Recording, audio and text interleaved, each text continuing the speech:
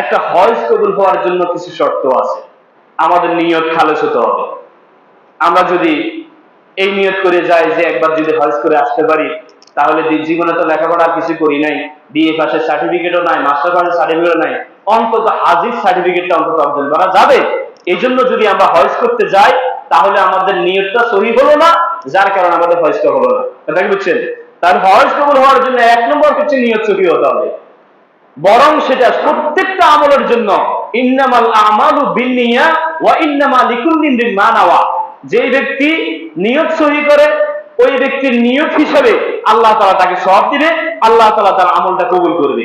আপনি যদি কোন একটা জায়গায় সফর করেন একটা মেয়ের সাথে দেখা করার জন্য, প্রেম করার জন্য, তাহলে আপনি তো অবশ্যই সেটার প্রতিদান পাবেন, আপনি ভালো কিছু প্রতিদান আশা করতে পারেন না। ঠিক আপনি যদি হিজরত করেন আল্লাহ দাওয়াতের জন্য, তাবলীগের দাওয়াতের জন্য, তাহলে অবশ্যই আপনি সেটার সওয়াব পাবেন।